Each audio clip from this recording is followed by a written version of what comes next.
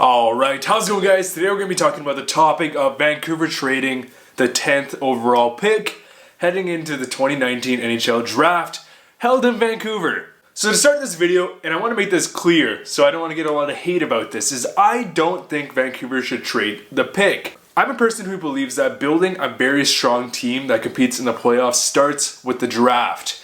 And if you're going to be trading your draft picks constantly and constantly recycling and getting more veteran players, it is just going to hurt the future growth of your team. If we take a look at all the past, Stanley Cup winners, they have a lot of forward depth, a lot of defensive depth based on the draft. So personally, I am against Vancouver trading the 10th overall pick.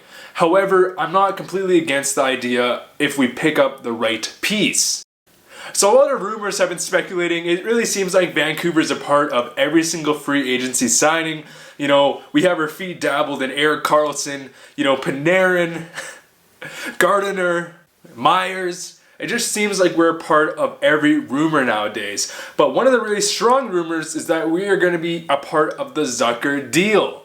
So a recent report came out that the Minnesota Wild were shopping Zucker and that they were trying to pry, Brock Boeser out of Jim Benning's hand. They wanted to grab the Minnesota boy in Brock Boeser and bring him back to Minnesota. Sure, that is all fun and games, but that is just not going to happen. In a recent press conference, Jim Benning was talking about the idea of, not necessarily the idea, but I guess the idea of shopping the 10th overall pick, which I find very weird. I feel like that's more pressure from the ownership and not from, Jim Benning, because Jim Benning does get a lot of flack. However, he is a fantastic drafter. If Jim Benning wasn't the GM of the Vancouver Canucks, I would want him, a part of the...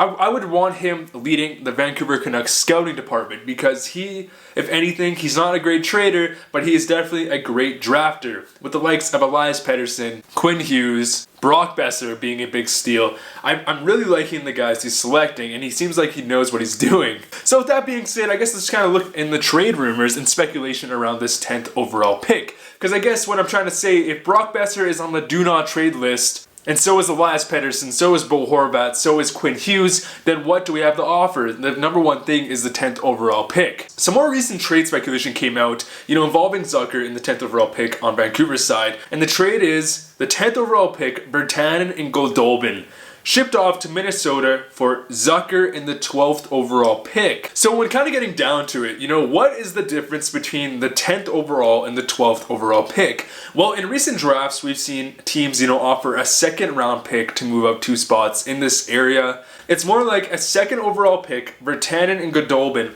for Jason Zucker.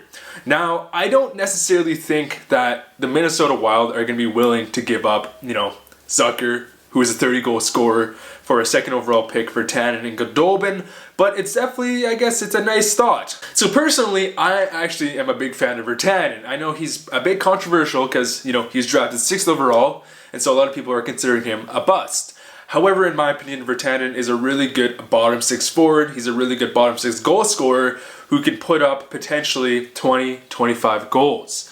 Now, compare that against Zucker's 30-goal seasons, which have been his best seasons. Is it really worth it to trade out Virtanen for a Zucker? Well, perhaps, because you know what? Like I mentioned in previous videos, the one single thing that Vancouver is lacking the most is winger depth, winger support. Our guys like Elias Pettersson and Bo Horvat are just very lacking, winger support, besides Brock Boeser. But we're lacking winger support. So picking up a guy like Zucker, I do believe would be very beneficial to our winger depth system, but is it the right move?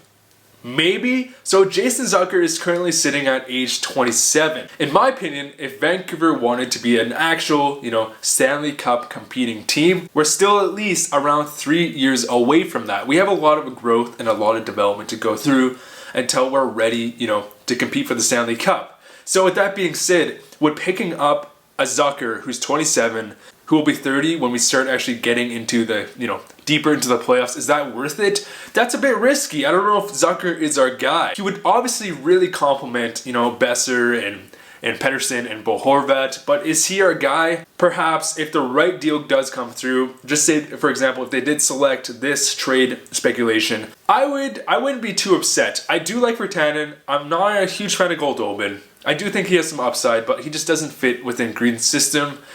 I'm going to miss Virtanen, But I wouldn't be completely against this. We'd still have the number 12 pick, which would be, not bad. Still lots of talent in that 12 range. And we'd just be giving up 2 selections, which, based on past drafts, is based around a second round pick. And this person also noted that Alex Newhook would be around in this draft range. And if you guys didn't know Alex Newhook, he's a fantastic skater, playmaker, centerman, who's compared to like a Matt Barzal. So very interesting. I'm not going to say this is completely true, but I'm not going to say it's the craziest thing I've ever seen. But however, based on the recent rumor that Minnesota wanted Besser for Zucker, I can't see this. Also, I thought maybe I'd put my opinion on Nikita Zaitsev. So there's a lot of people who believe, and mostly Toronto fans, no offense, that Nikita Zaitsev is a top 4 defenseman.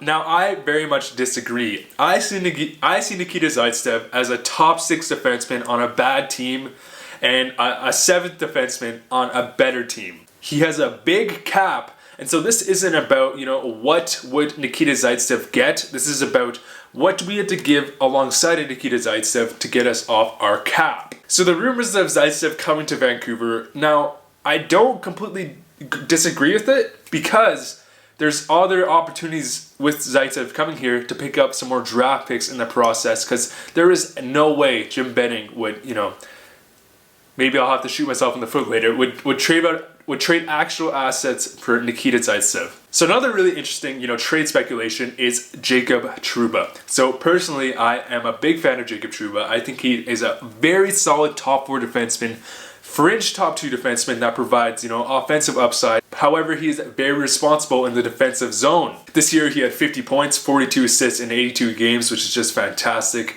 And there seems to be a lot of disagreement with his salary and the Winnipeg Jets and not wanting to pay him, the money he wants. So if there was a trade scenario where we could bundle the 10th overall pick, for example, I don't know who else, maybe Ben Hutton. I don't know what the Jets would want in return. I would actually be for that, because Jacob Trouba, if he's a right-handed defenseman, he would really solidify and will help solidify the defensive core going into the future. I can see it now. Quinn Hughes, Jacob Trouba, super offensive dynamic defenseman, and a more defensive defenseman in Jacob Trouba who can also play physical. That would be amazing for the Vancouver Canucks blue line. Am I saying this is going to happen? No, not at all. But the idea of the Jets, shopping him around, Vancouver could be a destination. We do have the salary cap to sign him, and he would be one of the very few people, on the trade list that I would actually be willing to give up the 10th overall pick for. Now, I may receive a lot of flack for that, but keep in mind, Jacob Trouba is still very young. He's just turned 25. And he looks like a very good complete defenseman. And he's also right-handed. And that's one of the main things that, Vancouver lacks, is a very solid complete defenseman who is right-handed. But anyways, guys, this is just kind of a little speculation video. I don't think we should trade the 10th overall pick, especially we're in Vancouver. Come on. Let me know what you guys think down below. See you guys later.